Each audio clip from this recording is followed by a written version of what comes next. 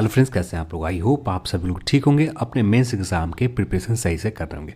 आज हम लोग बात करने वाले हैं इस वीडियो में बिहार एसआई मेंस एग्जाम के जो हमारे पास बचे हुए 50 दिन है, इस 50 दिन को किस तरह से यूटिलाइज करें।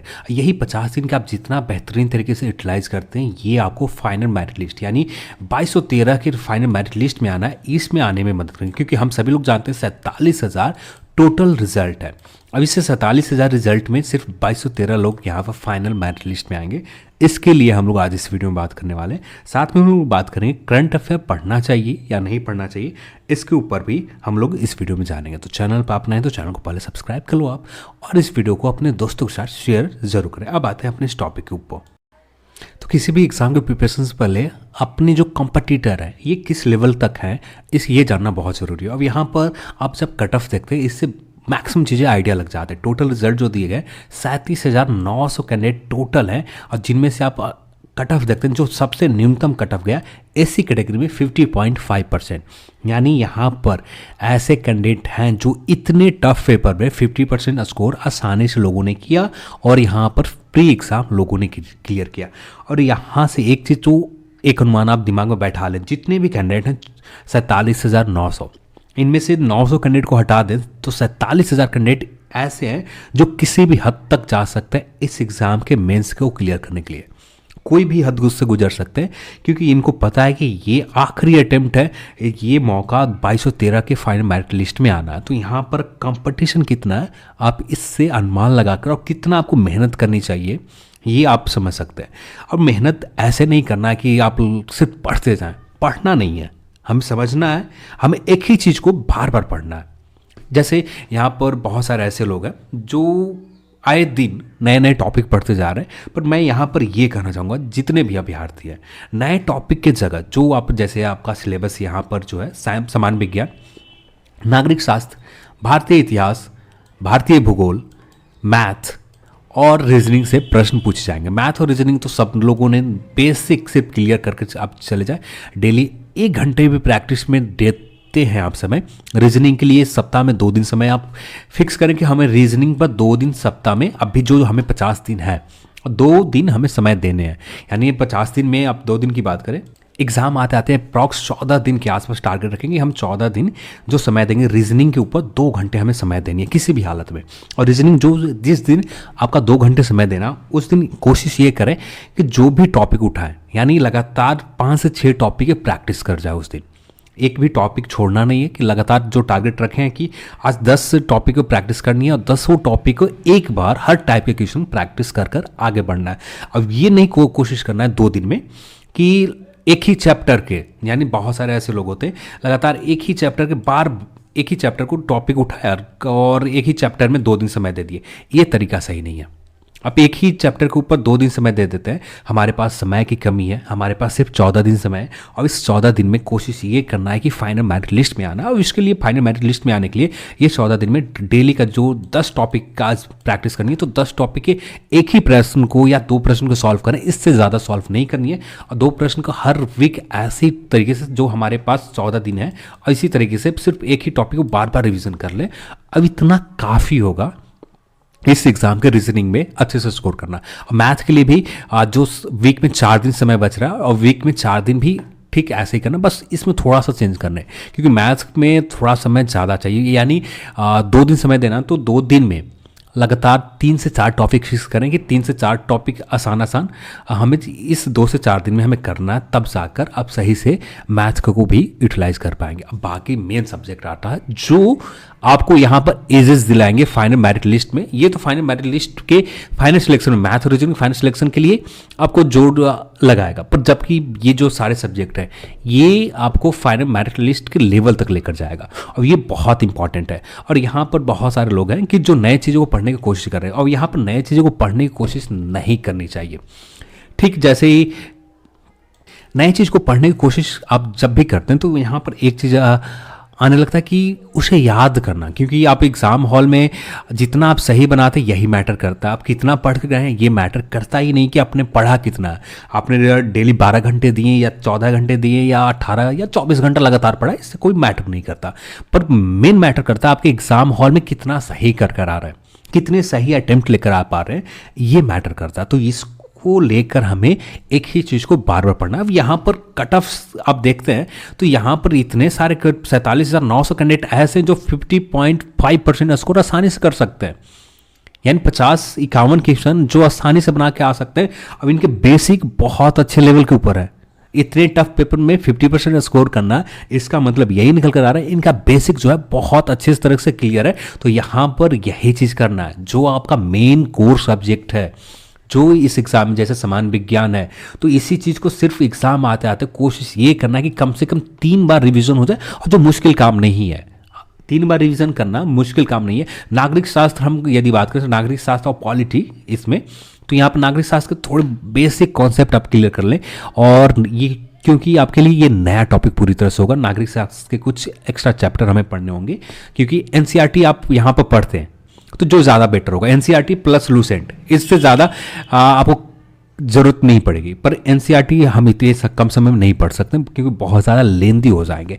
तो जो भी इंपॉर्टेंट नागरिक शास्त्र के टॉपिक है, जो प्रीवियस मेंस एग्जाम में आपने देखा कि यहाँ से क्वेश्चन पूछे गए, उसी टॉपिक को उठाना है और उसी बेस के आधार पर आपको नागरिक शास्त्र का क्वेश्चन और प्लस लूसेंट का पॉलिटी, और इसी को कम से कम एग्जाम आता है 2 बार रिविजन करने की टारगेट रखनी है। नहीं तो मैक्सिमम लोग ऐसा कर रहे हैं कि एक सब्जेक्ट आज टारगेट रखा, अगले सब्जेक्ट अगले दिन टारगेट रखा। ये सही तरीका नहीं है। ये आपको फाइनल मेरिट लिस्ट में बाहर करने में पूरी तरह से अच्छे से रोल निभाने वाला है। तो इन चीज़ों से बचे और हर सब्जेक्ट को 2 से 3 बार 4 बार रिवीजन करने की कोशिश करें।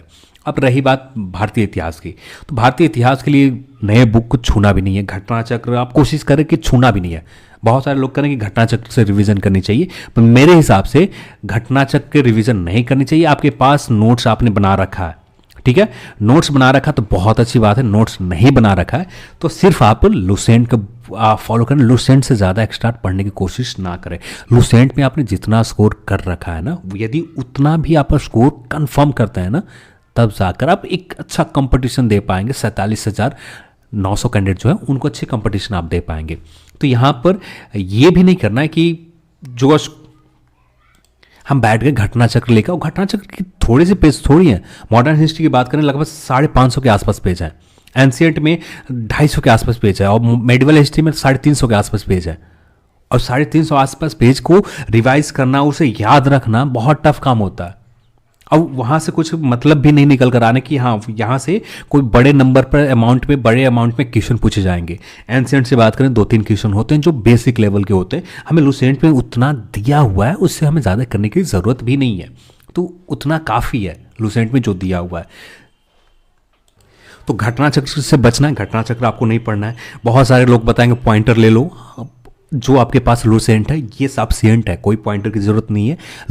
लूसेंट या क्राउन आपने जो ले रखा है या आपके पास नोट्स है, आपने नोट्स बना रखा है, सिर्फ उतना सफिशिएंट है इस एग्जाम में मैक्सिमम स्कोर करने के लिए। क्योंकि सभी को पता है जो 30 प्रश्न ऐसे आएंगे जो किसी ने नहीं पढ़ा होगा, ये सभी लोग 30 प्रश्न के आसपास तुक्का लगा कर आएंगे। तो यहाँ पर सब लोग तुक्का लगा कर आ रहे हैं, आप भी तुक्का लगा कर आइए।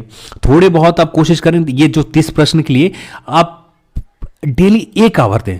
यदि डेली 1 घंटा आप देते हैं, 1 आवर से देते हैं, तो ये आपका कवर हो जाएगा। इसके लिए पूरे के पूरे दिन हमें नहीं देना है। यदि जो 30 प्रश्न हैं जिसे हमें नए टॉपिक पढ़ने की ज़रूरत लगे तो डेली 1 घंटा दें। और एक बात को और यहाँ पर ख्याल रखें कि जो आप डेली 1 घंटा दे रहे हैं समय, और ये जो नए टॉपिक 30 दिन के जो 30 प्रश्न के आसपास जो नए टॉपिक के ऊपर प्रश्न पूछे जाएंगे, इसके लिए जो डेली 1 आवर दे रहे हैं और इसे रिवीजन करने की भी कोशिश करें, क्योंकि फाइनल आउटकम जो निकलेगा आपका रिवीजन से निकलेगा। यदि आप रिवीजन यहाँ सही से नहीं कर पाते हैं तो ये जो आप नए टॉपिक के ऊपर 1 घंटा दिए जो पूरी तरह से बर्बाद होगा। क्योंकि कोई मैटर ही नहीं करता कि आपने ये एक टॉपिक के लिए 50 दिन दिए, यानी टोटल 50 घंटे दिए, और आपने रिवीजन एक बार भी नहीं किया, कोई मैटर नहीं है। जितना पढ़ा आपका सारा खत्म हो गया। एग्जाम हॉल में जब आप क्वेश्चन के पेपर सामने आपका आया, उसका आउटकम निकल कर 0 आया। तो ये इन चीज़ों से हमें पूरी की पूरी बचने हैं। अब नेक्स्ट पॉइंट के ऊपर बात करें,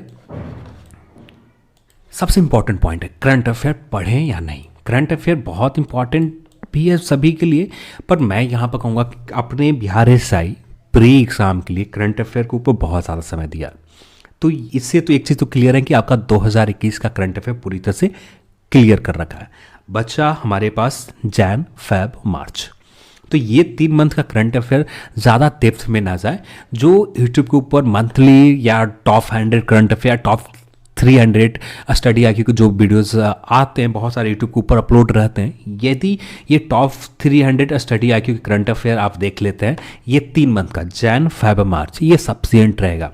क्योंकि आपका 2021 बहुत अच्छे से कर मेंस एग्जाम, प्री एग्जाम में आप गए थे, तो ये करने की ज़रूरत नहीं है। कोशिश आप कर सकते हैं कि 1-2 बार आखिरी समय, एकदम लास्ट मोमेंट में, जब एग्जाम के, जैसे यहाँ पर मैंने हम लोगों ने 50 दिन का टारगेट रखा है, ठीक है, अभी भी 4 से 5 दिन हमारे पास समय बच रहा है। ये 4 से 5 दिन में, आखिरी दिन में, ये जो 2021 का करंट अफेयर है, इसे रिवीजन कर सकते हैं।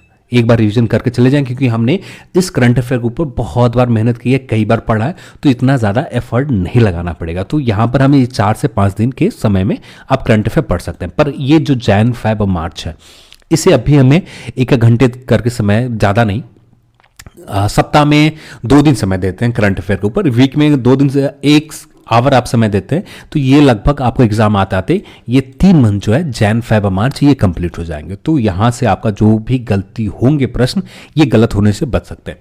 क्योंकि आपका जो मेन जो आउटकम निकलता है ना, आपके जो लास्ट 30 से 50 दिन, जो 50 दिन या 30 दिन जो समय बचता है, ये आउटकम निकलता है। इससे पहले आपने क्या पढ़ा, क्या नहीं पढ़ा, 12 घंटा पढ़ रहे हैं या 16 घंटा पढ़ रहे हैं, कोई मैटर नहीं करता। कि फाइनल आउटकम आपका जो जितना सही होना चाहिए, ये निकल कर नहीं आ रहा। इसका कोई मतलब नहीं है कि आपने 50 घंटा मेहनत की। मेहनत करना है, पर हमें मेहनत इस तरह से करना है कि उसका आउटकम भी निकल सके, जिससे ज़्यादा से ज़्यादा स्कोर भी हम निकाल सकें। क्योंकि फाइनल मेन जो गोल है, हमें फाइनल मेरिट लिस्ट में आना है। फाइनल मेरिट लिस्ट में आना है, तो इसके लिए हमें सही तरीके से पढ़ने होंगे। क्योंकि लोग किसी भी हद तक जा रहे हैं, बहुत अच्छे तरीके से पढ़ रहे हैं। और एक चीज़ और कहना चाहूँगा, कोई भी नए बुक को उठाए भी नहीं। यदि आप नए बुक को पढ़ना उठाते हैं ना, बहुत गलत स्ट्रैटेजी है। जो आपका नोट्स है, ये बहुत ज़्यादा आपका आउटकम देगा। नोट्स आपको 99% एक्यूरेसी के साथ आपको अटेम्प्ट लेने में मदद करेगा, पर नए बुक जो है, ये सीधे आपका स्कोर जो एक्यूरेसी 50% पर लेकर आ जाएगा। तो इस चीज़ से हमें बचना है। क्योंकि फाइनल आउटकम जो निकलेगा आपका फाइनल मेरिट लिस्ट में आने के लिए, जो आप एग्जाम में परफॉर्म कर पाएंगे, उससे मतलब रखता है। तो हमें जो लूसेंट है, जो क्राउन आप पढ़ रहे हैं, क्राउन सफिशिएंट है, लूसेंट सफिशिएंट है। बस एक्स्ट्रा टॉपिक यहाँ पर हमें देखने की ज़रूरत कुछ भी नहीं है।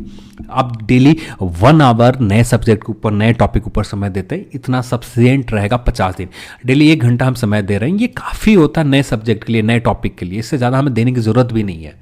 अलग अलग यूट्यूब के ऊपर क्लासेस हैं, गूगल से हम कुछ सर्च करके पढ़ रहे, जो नए टॉपिक है उसे कवर कर ले रहे हैं, काफ़ी रहेगा। इससे ज़्यादा हमें करने की ज़रूरत नहीं रहेगी। तो लगातार कुछ कमेंट्स थे, कुछ कॉल्स थे, तो फाइनली मैंने आप सभी को इस टॉपिक ऊपर हमने अच्छे से बात कर लिए।